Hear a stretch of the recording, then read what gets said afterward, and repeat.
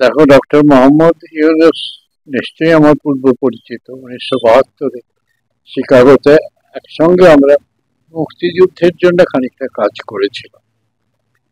কিন্তু সেই মোহাম্মদ ইউনূস আছেন কিনা, আর তিনি আমাকে পরিচিত বলে জ্ঞান করবেন কিনা সেটা অন্য কথা। কিন্তু আমি যতটা তাকে জানি, ঠান্ডা মাথার লোক, ভদ্র, সজ্জন।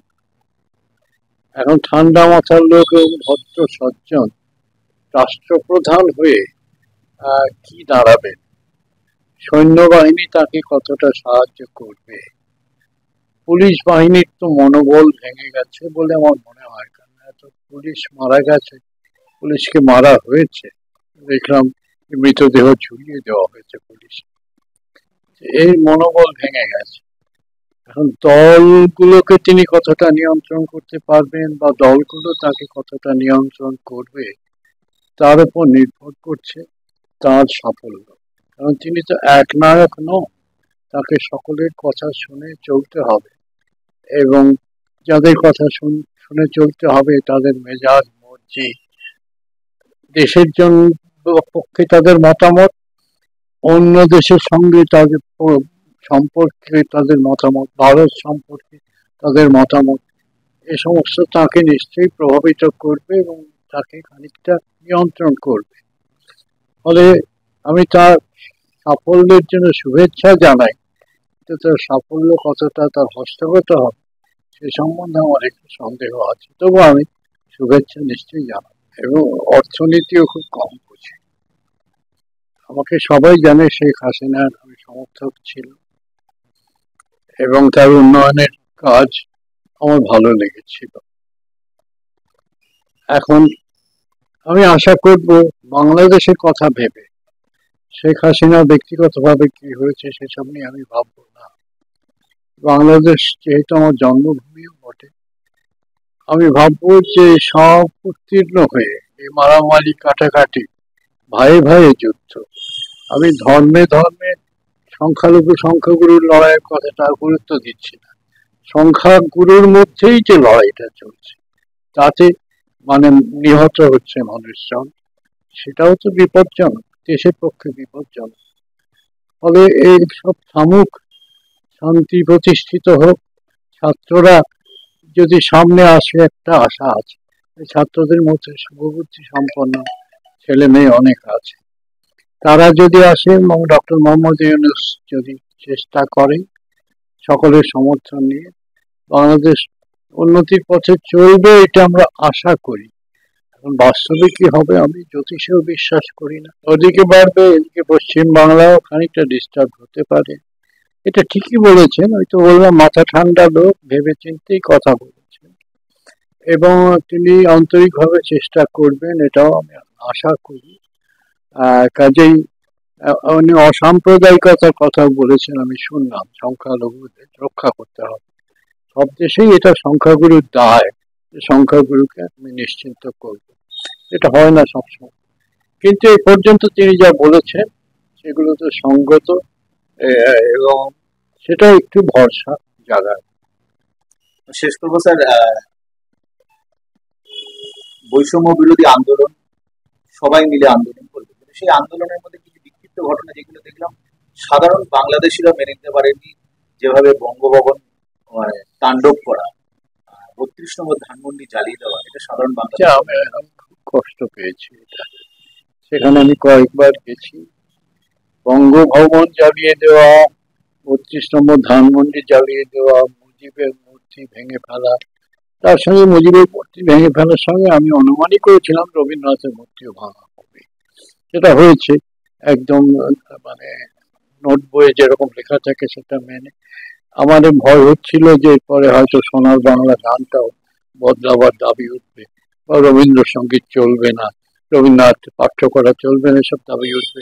আইয়ুব খানের সময় যেরকম হয়েছিল। আমি জানি না বাংলাদেশের ছাত্র সমাজ এবং মানে যারা মাথা ঠান্ডা লোক তারা এতদূর পর্যন্ত যাবেন কিনা। মুজিবের মূর্তি ভেঙে মুজিবের কাজকে নষ্ট করা যাবে না, রবীন্দ্রনাথকে ভেঙে তো হাস্যকর কথা, রবীন্দ্রনাথ আর থাকবেন না পৃথিবীতে, তাকে মুছে দেওয়া যাবে, এইগুলো রাগের মাথায় হয়, ছেলে মানুষের বলে আমার মনে হয়। কষ্ট পেয়েছি, খুবই কষ্ট পেয়েছি। আমরা ছাত্ররা চাই আমরা যেন সাধারণ জনগণ এবং আমাদের সবার পরিবার এবং আমাদের সাধারণ জনগণের জানমাল এগুলো যেন রক্ষা হয়, আমরা এটুকুই চাই। আমরা চাই শান্তিপূর্ণ দেশ গঠন এবং শান্তিপূর্ণভাবে যেন দেশ চলে, আমাদের সোনার বাংলার দেশ বাংলাদেশ। আমরা চাই সবসময় বাংলাদেশ যেন সবাই বলে সোনার বাংলাদেশ, শান্তিপূর্ণভাবে দেশ যেন গঠন হয় এবং শান্তিপূর্ণভাবে যেন দেশ চলে, আমরা এটাই চাই শুধু। এটা আসলে আমাদের সবারই কাম্য যে দুই দেশের মধ্যে মানে যেরকম একটা সম্পর্ক আছে এই সম্পর্কটা থাকুক। আর যে এখন প্রধানমন্ত্রী হিসেবে দায়িত্ব গঠন করবে তার কাছে একটা আমাদের অশেষ আবেদন যাতে আমাদের এই দেশটা সুন্দর এবং সঠিকভাবে পরিচালিত হয়, এটাই আমাদের কাম্য।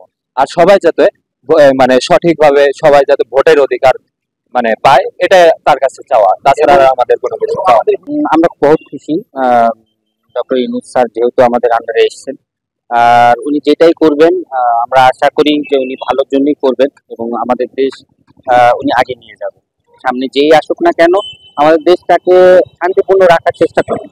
হ্যাঁ, অনেক সমস্যার পর এখন একটা আমরা আশা হলো দেখতে পাচ্ছি, এবং এটা শান্ত হচ্ছে বাংলাদেশ আস্তে আস্তে। এবং উনি আসার পরে আশা করি যে আরো সিচুয়েশন, ল অ্যান্ড অর্ডার সবই ঠিক থাকবে এবং ভালো হবে আস্তে আস্তে এবং ডেভেলপ হবে। আমরা পশ্চিমবাংলাবাসী হিসাবে এবং ভারতবাসী হিসাবে আমরা চাই বাংলাদেশ শান্ত হোক এবং আবার তাদের পুরনো জায়গায় ফিরে আসুক, সবাই ভালো থাকুক এবং সুষ্ঠুভাবে দেশটা শান্তি প্রতীক হিসাবে উঠুক এবং আমাদের সাথে রিলেশনটা ভালো হোক। এবং বিশেষ করে পশ্চিমবাংলার সাথে একটা বাংলাদেশের সম্পর্ক রয়েছে, আমরা চাই যে উনি আসার পর আমাদের সাথে একটা রিলেশন ভালো হবে এবং আমাদের যে পুরনো রিলেশনটা রয়েছে সেটাকে আমরা কন্টিনিউ করবো, এটাই আমরা চাই। এবং বাংলাদেশ আবার সোনার বাংলা ফিরে আসছে এবং ফিরবে, এটাই আমাদের কাম্য আমাদের পশ্চিমবাংলাবাসী হিসাবে। আপনারা তো দীর্ঘদিন দুই দেশের মধ্যে এই একটা ব্যবসার মাধ্যমে একটা সেতু বন্ধন করে রেখেছেন। আপনারা বারে বারে বলেন যে অতিথি করার বাংলাদেশ, সেই বাংলাদেশে সংবাদ মাধ্যমগুলো যে ইউনিসেফ ভারতীয় সংবাদ মাধ্যমগুলো ইউনিসেফ যে রিপোর্ট সামনে আনছে সেখানে বারে বারেই বলছে যে দুই দেশের মধ্যে সুসম্পর্ক আবার গড়ে উঠবে, কোনোদিন নষ্ট হয়নি, সেটা যেরকম ছিল আরো বরঞ্চ ভালো হবে। আপনারা কি মনে করছেন? হ্যাঁ, দেখুন, আমরা ব্যবসায়ী হিসাবে আমাদের এখানে মার্কোসিস স্পিরিট ওয়েলফেয়ার সোসাইটি যে রয়েছে, আমাদের এখানে যত ব্যবসায়ীরা রয়েছে, হোটেল, বাস বলুন, সবটাই আমরা এই বাংলাদেশি গেস্ট বা বাংলাদেশি ফরেনারদেরকে আমরা হ্যান্ডেল করে থাকি এবং তারা আমাদের এখানে আসে এবং তারা সেফ ফিল করে এবং ভালো করে কলকাতাটাকে এনজয় করে, বা তারা বিভিন্ন পারপাসে আসে। আমাদের ব্যবসায়ী হিসাবে আমরা এটা চাইবো যেই দলে আসুক বা যেখানে যারাই আসুক তাদের সাথে আমাদের একটা ভালো ব্যবসায়িক সম্পর্ক হবে এবং দুই দেশের যে আমদানি রপ্তানিটা এটা আরো ভালো স্মুথলি হবে। না হলে একটা ব্যবসা না হলে পরে দু দেশের পরিকাঠামো অত উন্নতি হবে না, কোনোদিনও হবে না। আমরা চাইবো এটাকে আরো সুষ্ঠুভাবে আরো যদি স্মুথলি কিছু ভালো হয়, এটাই আমাদের এক্সপেকটেশন থাকবে যেই আসুক। ব্যবসায়ী হিসাবে আমরা এটাই চিন্তা করি যে দু দেশের ব্যবসায়ীরা যারা আছে, যারা ইন্ডিয়ার সাথে ব্যবসা করছে, যারা আমরা বাংলাদেশের সাথে ব্যবসা করছি, তারা আরো ভালো ব্যবসা করতে পারবে এবং সেটা যেন দু দেশেরই উপকার হয় এবং সবাই যেন এটাতে খুশি থাকে, এটাই আমরা চাই। কিছু রাখবে না, তাহলে আমি একটা রাখি যে কিছুক্ষণ আগে আপনি বলছিলেন যে বাংলাদেশের আমাদের অস্থির পরিবেশ, তখন রাতে ঘুমোতে পারে, কোথায় কোথায় দুঃখ ছিল? না, এখানে হচ্ছে বাংলাদেশের সাথে আমাদের সম্পর্কটা অনেক দিনের এবং বন্ধুত্বপূর্ণ সম্পর্ক।